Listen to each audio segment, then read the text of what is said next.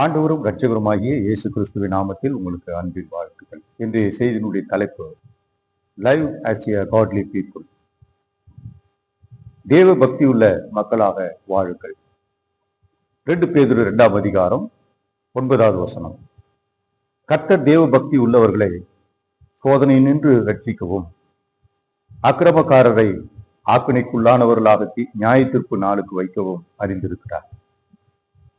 பரிசுத்த வேதாகமும் தேவ பக்தி உள்ளவர்களை குறித்தும் அவபக்தி உள்ளவர்களை குறித்தும் மிக தெளிவாக ஒரு விளக்கத்தை நமக்கு தருகிறது.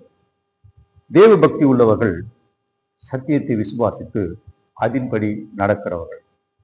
அவபக்தி உள்ளவர்கள் அவர்கள் பொய்யை நம்பி தேவனுக்கு விரோதமாக செயல்படுகிறவர்கள். பரிசுத்த பேதுரு இந்த 2ஆம் நிருபத்தில் மிக தெளிவாக இந்த அதிகாரம் முழுவதிலும் தேவ பக்தி உள்ளவர்களுக்கும் அவபக்தி உள்ளவர்களுக்கும் இடையே உள்ள மிகப்பெரிய வித்தியாசத்தை அவர் மிக தெளிவாக இங்கே நமக்கு சுட்டி காட்டுகிறார். சுருக்கமாக சொன்னால், தேவ பக்தி உள்ளவர்கள் ரட்சிக்கப்படுவார்கள், அவபக்தி உள்ளவர்கள் அவர்கள் நித்திய அழிவுக்கென்று அவர்கள் செல்வார்கள் என்று சொல்லப்படுகிறது. பேதுரு சபைக்குள்ள இருக்கும் விசுவாசிகளை எச்சரித்துதான் இந்த வேத பகுதியை அவர் எழுதியிருக்கிறார். ரட்சிக்கப்பட்ட தேவ பக்தி உள்ள விசுவாசிகள் அவபக்தி உள்ளவர்களாக மாறி போக காரணம் என்ன? அவர்கள் கள்ள தீர்க்கதரிசிகளுடைய பொய்யை நம்பினதினாலே இப்படி ஏமாற்றம் அடைந்து அவர்கள் வஞ்சிக்கப்பட்டிருக்கிறார்கள் என்று மிக தெளிவான ஒரு வார்த்தையை அவர் சொல்கிறார். யார் இந்த கள்ள தீர்க்கதரிசிகள் அல்லது கள்ள போதகர்கள்? Who are these false prophets and false teachers? 2 பேதுரு 2ஆம் அதிகாரம் 1வது வசனம். உங்களுக்குள்ளும் கள்ள போதகர்கள் இருப்பார்கள் என்று சொல்கிறார். அவர்கள் சபை துவங்கப்பட்ட நாட்களில் இருந்து இந்த பரிசுத்த அப்போஸ்தலர்கள் இந்த கள்ள தீர்க்கதரிசிகளை குறித்து அவர்கள் எச்சரித்ததை பார்க்கிறோம். காரணம், சபையை கெடுக்கக்கூடிய, சபையை அழிவுக்கு நேராக நடத்தக்கூடிய, சாத்தானுடைய கைக்கூலிகளாக வேலை செய்யக்கூடிய இப்படிப்பட்ட கள்ள போதகர்கள் இந்த நாட்களில் எழும்பியிருக்கிறார். பரிசுத்த பேதுரு ஆவியானுடைய வெளிப்பாடுபடி இனி வரப்போக காலங்களிலே இப்படிப்பட்ட கள்ள போதகர்கள் எழுப்பி சபையை கெடுப்பார்கள் என்று முன்னமே அவர் நமக்கு எச்சரிப்பாக எழுதி வைத்திருக்கிறார். ஆகவே பேதுரு ஒரு சாதாரண லோக்கல் சர்ச் பற்றி மட்டும் பேசவில்லை. அவர் யூனிவர்சல் சர்ச், இந்த உலகம் முழுவதும் இருக்கிற திருச்சபைகளை குறித்து அவர் எழுதுகிறார்.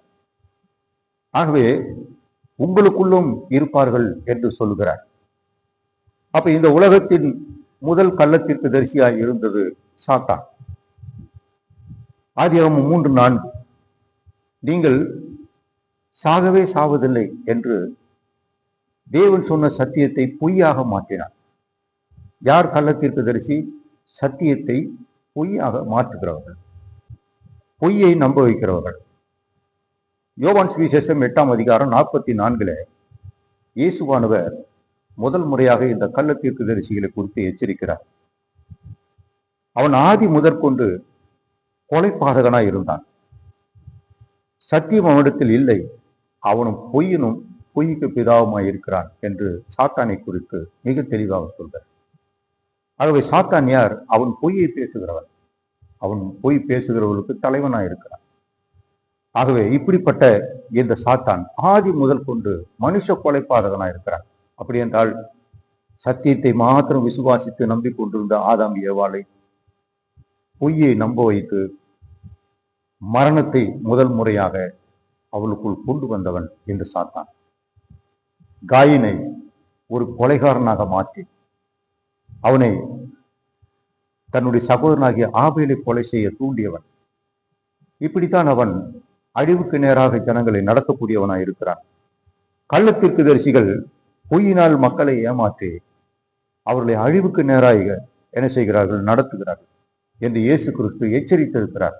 மத்தேயு சுவிசேஷம் 24:11, 24, 24வது 24வது 5வது வசனத்தில் பார்க்கிறோம். ஆவியானவர் பவுல் மூலம் எச்சரித்திருக்கிறார். 2 தெசலோனிக்கர் 2ஆம் அதிகாரம் 7வது வசனம், 1 தீமோத்தேயு 4:1, 2 தீமோத்தேயு 3:1 முதல் 5 வசனங்கள். இவைகளை நீங்கள் வாசித்து பாருங்கள். பரிசுத்த பவுல் கள்ள போதகர்களை குறித்து, கள்ள தீர்க்கதரிசிகளை குறித்து எச்சரிக்கிறார்.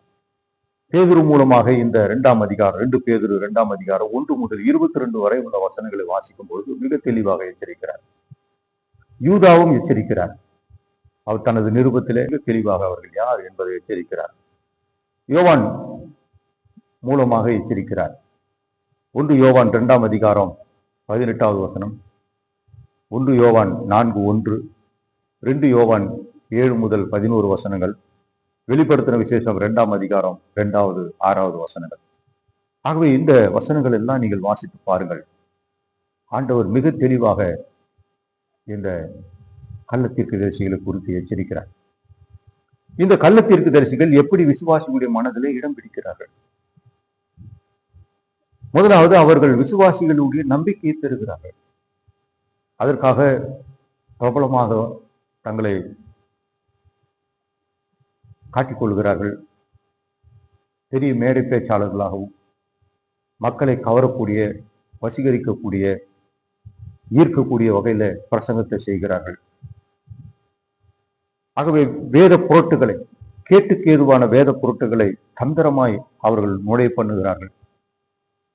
வேத வசனங்களை தங்களுக்கு சாதகமாக மாற்றிக்கொண்டு பிரசங்கித்து விசுவாசிகளை அழிவுக்கு நேராக அவர்கள் நடத்துகிறார்கள். தங்களை கிரயத்துக்கு கொண்ட இயேசு கிறிஸ்துவை மறுதலிக்கிறவராக இருக்கிறார். இயேசுனுடைய தெய்வீகத்தையும் அவருடைய தியாக பலியையும் அவர்கள் மறுதலிக்கிறவர்களாக இருக்கிறார்கள். அவருடைய கெட்ட நடக்கைகளை அநேகர் பின்பற்றுவார்கள் என்று பேதுரு இந்த அதிகாரத்தில் எச்சரிக்கிறார். ஆகவே இப்படிப்பட்ட இந்த கள்ள போதகர்கள் ஜனங்களை ஏமாற்றக்கூடியவர்களாக இருக்கிறார்கள். கர்த்தருக்கு விரோதமாக செய்துவிட்டு அது தவறல்ல என்று சொல்லி அவர்கள் சொல்லுவார்கள். உதாரணத்துக்கு 2-3 திருமணங்களை செய்வார்கள். பாவம் செய்வது பலவீனம் என்று சொல்வார்கள். தொடர்ந்து பாவம் செய்வதனால் தேவனுடைய கிருபை நம்மை தாங்கும் என்று சொல்வார்கள். சபைக்கு போகாவிட்டால் தவறல்ல என்று சொல்வார்கள். வீட்டிலேயே ஜெபம் பண்ணுவது நல்லது என்று சொல்வார்கள். சபைக்கு கம்யூனியன்ல மட்டும் கலந்து கொண்டால் போதும், மற்ற வாரங்களிலே பங்கு பெறாவிட்டாலும் தவறில்லை என்று சொல்வார்கள்.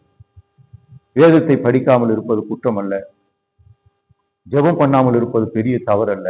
இவைகளெல்லாம் சொல்லி மேற்பூசாக ஜனங்களிடத்துல அவர்கள் மேற்பூசாக பூசுவார்கள். ஆகவே இப்படி அவர்கள் நிமித்தம் சத்திய மார்க்கம் தூஷிக்கப்படும். அதாவது அவர்கள் சத்தியத்தை விசுவாசித்து அதில் நடக்கிறவர்கள் என்று சொன்னாலும் அதன்படி அவர்கள் நடக்காதவர்களாக இருப்பார்கள். பொருளாசை உடையவர்களாக இருப்பார்கள். அவர்கள் ஊழியம் சொந்த லாபத்துக்காக செய்வார்கள். சுவிசேஷ ஊழியத்தை வியாபாரமயமாக்குவார்கள்.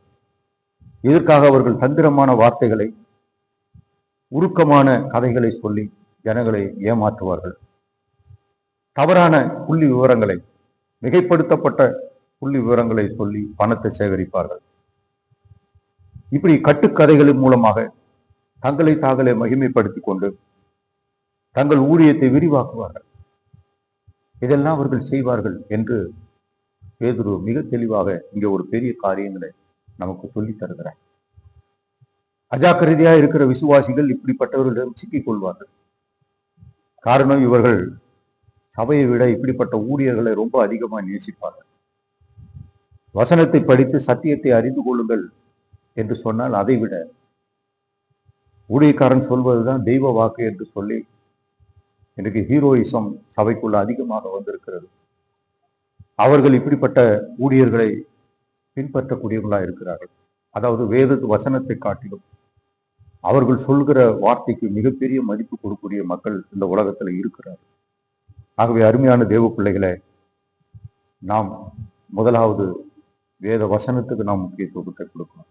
தேவனுக்கு நாம் முக்கியத்துவத்தை கொடுக்கணும், மனிதனுக்கு அல்ல. அவர்கள் சொல்லுகிற காரியம் நீங்கள் யூடியூப்லோ அல்லது ஃபேஸ்புக்லையோ அல்லது பல பிரசங்கியாருடைய பிரசங்கத்தை நீங்கள் கேட்பது தப்பு இல்லை. ஆனால் அவர்கள் உண்மையாக சத்தியத்தை பிரசங்கிக்கிறார்களா என்பதை நீங்கள் சரியாக பார்க்க வேண்டும், ஆராய வேண்டும். அதுக்கு வேத வசனம் முக்கியம், அடிப்படையானது. அந்த வேத சத்தியத்தை நீங்கள் படித்து தெரிந்து கொள்ளாவிட்டால், உண்மையான சத்தியத்தை நீங்கள் அறியாவிட்டால், இப்படிப்பட்டவர்கள் உங்களை வஞ்சிப்பார்கள் என்று வேதம் நம்மை எச்சரிக்கிறது. பரிசுத்த பவுல் இப்படி சொல்கிறார், ரோமருக்கு நிருபம் 16:18. அப்படிப்பட்டவர்கள் நம்முடைய கர்த்தராக இயேசு கிறிஸ்துவுக்கு ஊழியம் செய்யாமல் தங்கள் வயிற்றுக்கே ஊழியம் செய்து நயவசனிப்பினாலும் இச்சக பேச்சினாலும் கபடில்லாதவர்களுடைய இருதயங்களை வஞ்சிக்கிறவர்களாக இருப்பார்கள் என்று சொல்லி எச்சரிக்கிறார். அருமையானவர்களே, இந்த கடைசி நாட்களில் இப்படிப்பட்டவர்கள் எழும்பி ஏராளமான மக்களை அவர்கள் தவறான வழியில நடத்தி அழிவுக்கு கொண்டு போவார்கள் என்று பரிசுத்த பவுல் எச்சரிக்கிறார். பிலிப்பியர் 3:19 வாசிக்கிறோம், அவளுடைய முடிவு அழிவு, அவளுடைய தேவன் வயிறு, அவளுடைய மகிமை, அவளுடைய லட்சியை, அவர்கள் பூமிக்கு அடுத்தவைகளை சிந்திக்கிறார்கள். பேர், புகழ், செல்வாக்கு, மதிப்பு, மரியாதை, கௌரவம், பதவி, இவைகளை குறித்து அவர்கள் பெருமை அடிக்கிறவர்களா இருப்பார்கள். ஆகவே மிக ஜாக்கிரதையாக இந்த கடைசி நாட்களிலே நாம் ஆண்டவருடைய சத்தியத்துக்கு முக்கியத்துவம் கொடுக்க வேண்டும் என்று கர்த்தர் விரும்புகிறார். 1 தீமோத்தேயு 6:5 வாசிக்கிறோம், கெட்ட சிந்தை உள்ளவர்களும் சத்தியம் இல்லாதவர்களும் அவபக்தியை ஆதாய தொழில் என்று எண்ணுகளுமாய் இருக்கிற மனுஷர்களால் உண்டாகும் மாறுபாடான தர்க்கங்களுக்கும் பிறக்கும். இவர்களால் மிகப்பெரிய தர்க்கம் உண்டாகும்.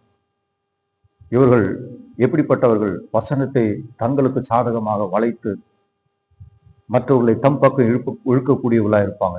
இப்படிப்பட்டவர்களை விட்டு விலகு என்று பரிசுத்த பவுல் தீமோத்தேயுக்கு சொல்லுகிறார்.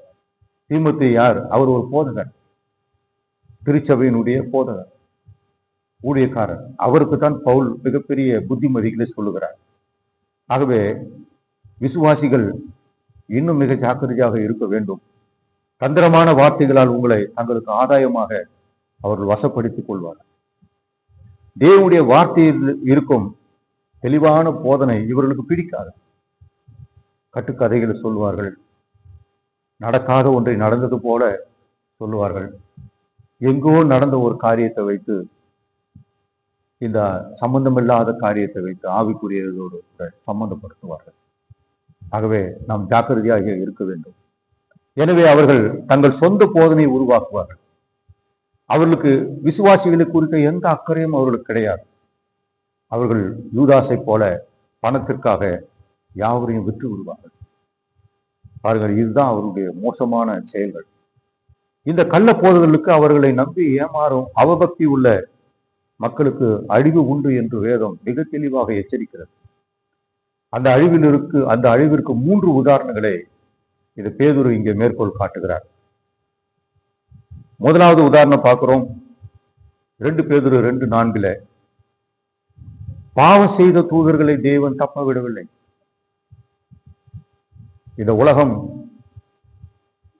உலகத்தில் உள்ள மக்கள் உண்டாவதற்கு முன்பாகவே இந்த தேவ தூதர்கள் ஆண்டவருக்கு விரோதமாக சாத்தானோடு சேர்ந்து ஒரு பெரிய கலக புரட்சியை உண்டாக்கி அவர் தேவனுக்கு விரோதமாக செயல்பட்டதினாலே கர்த்தர் அவர்களை அங்கே இருந்து தள்ளிவிட்டார், பரலோகத்தை விட்டு அவர்களை அகற்றிவிட்டார். வசனம் சொல்கிறது, பாவம் செய்த தூதர்களை தேவன் தப்ப விடாமல் அந்தகார சங்கிலிகளினாலே கட்டி நரகத்திலே தள்ளி நியாயத்திற்கு வைக்கப்பட்டவர்களாக ஒப்பு கொடுத்திருக்கிறார்.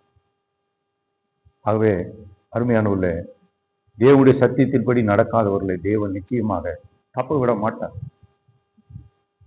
அவருடைய முடிவு அழிவு என்று வசனம் சொல்கிறது. அதுக்கு முதல் உதாரணமே இது தேவ தூதர்களை தான் மேற்கோள் காட்டுகிறார். இங்கே சொல்லப்படுகிற அந்தகார சங்கிலி என்பது டாட்டாஸ் என்கிறதான கிரேக்க வார்த்தை பயன்படுத்தப்பட்டிருக்கிறது. மத்திய 25:30. அப்படி என்றால் தண்டனைக்குரிய ஒரு இடம். ஆண்டவர் அவர்களை தப்பு விடாதபடிக்கு தண்டனைக்குரிய இடத்துல அவர்களை அடைத்து வைத்திருக்கிறார். 2வது உதாரணத்தை பார்க்கிறோம். பூர்வ உலகத்தை தேவன் தப்ப விடவில்லை. 2 பேதுரு 5. 2 பேதுரு 2ஆம் அதிகாரம் 5வது வசனம். பூர்வ உலகத்தையும் தப்ப விடாமல் நீதியை பிரசங்கித்தவனாகிய நோவா முதலான 8 பேரை காப்பாற்றி அவபக்தி உள்ளவர்கள் நிறைந்த உலகத்தின் மேல் ஜலப்பிரளயத்தை வரப்பண்ணினார். பாருங்கள், நோவாவின் காலத்தில் ஆதியாகமம் 6வது அதிகாரத்துல வாசிக்கிறோம். அங்கு இருந்த மக்கள், அன்றைக்கு இருந்த மக்கள் அக்கிரமக்காரர்களா, துன்மார்கர்களாக ஆண்டவருக்கு விரோதமான பாவத்தை செய்தார்கள். ஆனால் நோவா நீதிமானாய் இருந்தான், தேவனை விசுவாசித்தான். தேவனுடைய கண்களில் அவனுக்கு கிருபை கிடைத்தது. பாருங்கள், ஆண்டவர் சொன்னார், இந்த உலகத்தை நான் ஜலத்தினால் அடிக்கப் போகிறேன், ஆகவே நோவா ஒரு பேழையை உண்டு பண்ணு என்று சொன்னார். கர்த்தருடைய வார்த்தையின்படி நோவா ஒரு பெரிய பேழையை உண்டாக்கினார். ஜனங்களுக்கு கிட்டத்தட்ட பல ஆண்டுகளாக அவன் பிரசங்கம் செய்து வந்தான், சுவிசேஷத்தை பிரசங்கித்தான், மழை வரப்போகிறது, தேவனுடைய நியாயத்தை குறித்து அறிவித்தான். ஆனால் ஒருவரும் ரட்சிக்கப்படவில்லை, ஒருவரும் மனம் திரும்பவில்லை. வசனம் சொல்கிறது, வெள்ளம் வந்து வாரிக்கொண்டு போகிற வரைக்கும் மக்கள் உணர்வு இல்லாதவர்களாய் இருந்தார்கள் என்று சொல்கிறார். அருமையானவர்களே, இன்றைக்கு அப்படித்தான் பிசாசினால் வஞ்சிக்கப்பட்ட மக்கள் உணர்வற்றவர்களாய் இருக்கிறார்கள். ஆகவே இந்த நாட்கள்ல ஜாக்கிரதையாக இருக்க வேண்டும்.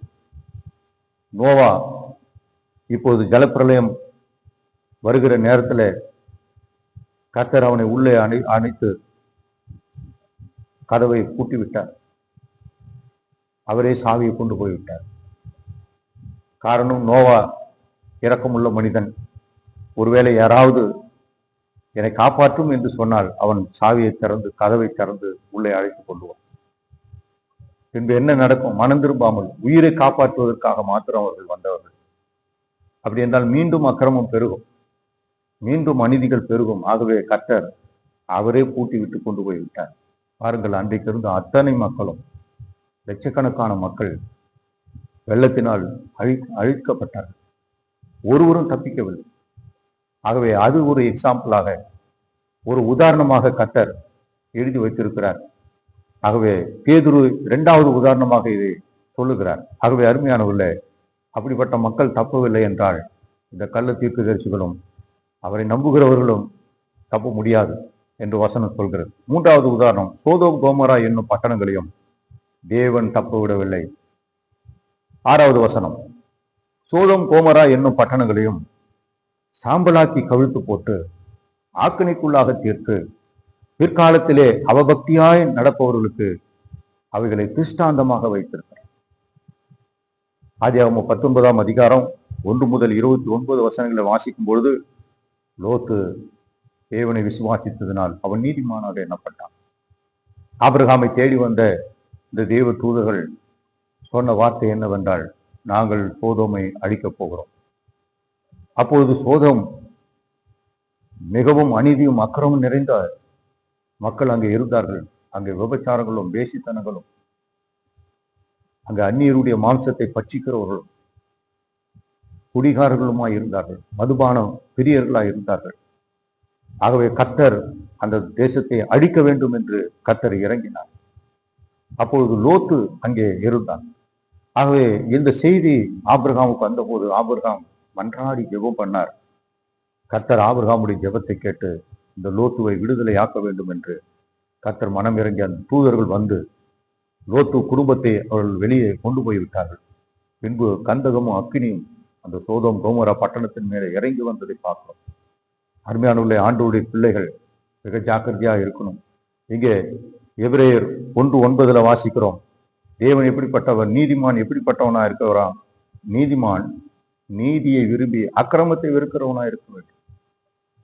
ஆகவே இந்த லோத்து அந்த சோதோம் பட்டணத்தில் நடந்த அநீதி அக்கிரமங்களை கண்டு கேட்டு நீதி உள்ள தன்னுடைய இருதயத்திலே வாதிக்கப்பட்டான் என்று 2 பேதுரு 2:7-8 வசனத்துல வாசிக்கிறோம்.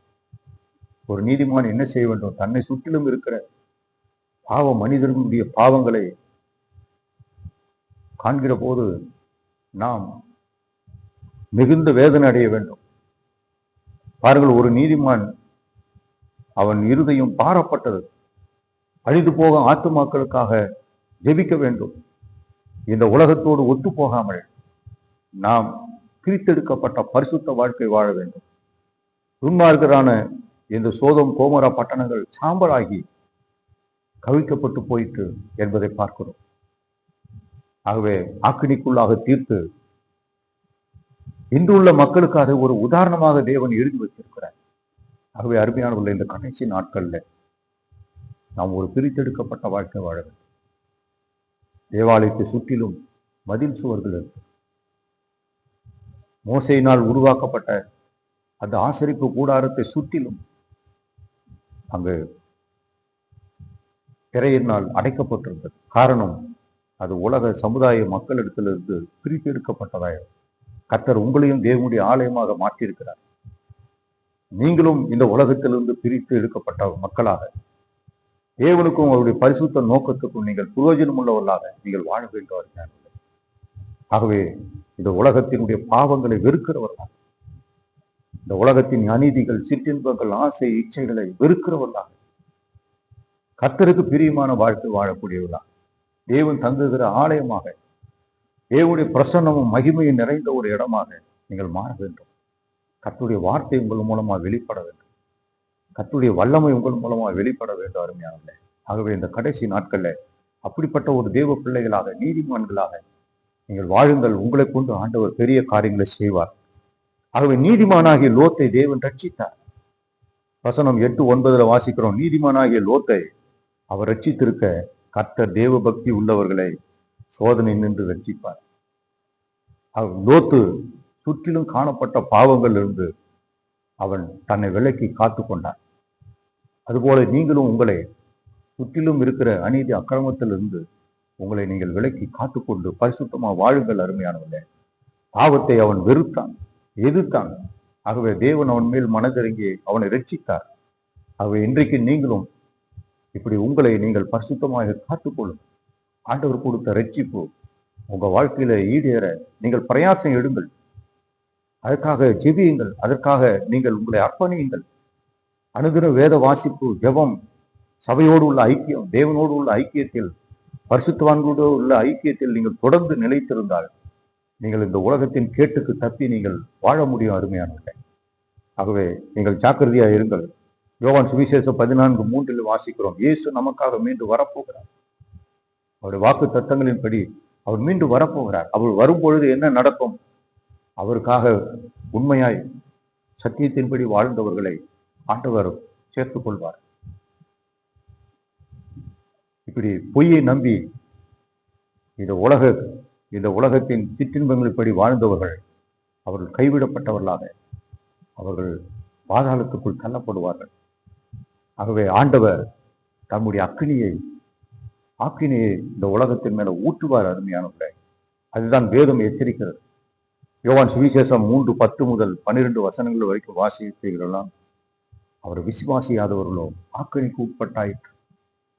லோத்துவை போல விசுவாசிகள் இந்த உலக சிற்றின்பங்களையும் வேசித்தனங்களையும் வெளிப்படையான பாவங்களையும் நீங்கள் வெறுத்து தள்ளி ஆண்டவருக்கென்று பரிசுத்த வாழ்க்கையை நீங்கள் வாழுங்கள். இறுதி நியாயத்தீர்ப்பு நாள் இன்னும் வராவிட்டாலும் மரித்து போன துன்மார்க்கர்கள் இப்பொழுதும் தண்டிக்கப்பட்டிருக்கிறார்கள். லூக்கா 16:22 முதல் 25 வரைக்கும் வாசிக்கிறோம். அங்கே அந்த ஐஸ்வர்யவான் மரித்தான். அவன் பாதாளத்துக்குள் தள்ளப்பட்டான். அங்கே பற்கடிப்பும் வேதனை நிறைந்த ஒரு இடமாக இருக்கு. இந்த பாதாளம் என்கிற வார்த்தை 11 முறை வேதாமத்தில் வருகிறது. அருமையானது, இது நியாயத்தீர்ப்பு நாள் வரும் மட்டுமல்ல, அதுக்கு பிற்பாடும் நிச்சயமாக அவர்கள் நரகத்தில் தள்ளப்பட்டு தண்டனை தொடரும் என்று வேதம் சொல்கிறது, எச்சரிக்கிறது. ஆகவே தெய்வ பக்தியாய் நடப்பவர்களுக்கு இந்த உலகத்துல சோதனைகள் உண்டு. ஆனாலும் தேவன் உங்களை ரட்சிக்க வல்லவராய் இருக்கிறார். திராணிக்கு மேலாக அவர் உங்களை சோதிக்க மாட்டார். தீமையினால் உங்களை சோதிக்க மாட்டார். ஆகவே தேவனுடைய பிள்ளைகள் சத்தியத்தின்படி நடக்க நீங்கள் உங்களை ஒப்பு கொடுங்கள். கர்த்தர் நிச்சயம் உங்களை ரட்சித்து அவர் வருகையில உங்களை ஏற்றுக்கொள்வார். அருமையானவர்களே, நீங்கள் இயேசுவோடு கூட ஆசீர்வாதமான இடத்திலே நீங்கள் மகிழ்ச்சியாக சந்தோஷமாக உங்களால் இருக்க முடியும். ஆகவே கிறிஸ்துவின் நிமித்தமாக வருகிற எல்லா பாடு துன்பங்களிலும் நீங்கள் உங்களை கர்த்தருக்கென்று ஒப்பு கொடுங்கள். நீங்கள் கிறிஸ்துவுக்காக வாழுங்கள். உங்கள் வாழ்க்கை ஆசீர்வாதமாக மாறும். ஜெபம் பண்ணுவோம். பரலோக பிதாவை, பரிசுத்த தகப்பனே, தேவ பக்தி உள்ளவர்களை ரட்சிக்கிற ஒரு நல்ல கர்த்தராக இருக்கிறீர். அருமையான உங்களுடைய பிள்ளைகள் உண்மையான உங்களுடைய சத்தியத்தை கேட்டு விசுவாசித்து கீழ்ப்படிந்து உங்களுடைய வழியில நடக்கக்கூடிய தேவ பிள்ளைகளா இருக்க உதவி செய்யும். ஒரு போதும் இந்த உலகத்தோடு ஒத்து போகாத ஒரு வாழ்க்கை வாழ, இந்த உலக சிற்றின்பங்கள் பாவங்களை வெறுத்து தினதோறும் இந்த பாவ வாழ்க்கையிலிருந்து அவர்கள் ரட்சிக்கப்பட ஆண்டவர் நீ கிருபை செய்யும்படி ஜெபிக்கிறோம்ப்பா. உமக்கு பரிசுத்த பிள்ளைகளாக தேவனுக்கும் பரிசுத்த நோக்கம் அவருடைய வாழ்க்கையில நிறைவேற கர்த்தாவே தன்னை ஒப்பு கொடுக்கிற பிள்ளைகளாக நீர் அவங்களை ஆசீர்வதி. அவர்கள் மூலம் உங்களுடைய நாமம் மகிமைப்படட்டும். உங்களுடைய வருகை பரியந்தம் நீர் அவர்களை காத்தரலும் ஆசீர்வதித்தரலும். இயேசுவின் நாமத்தில் ஜெபிக்கிறோம் எங்கள் நல்ல பிதாவே. ஆமென்.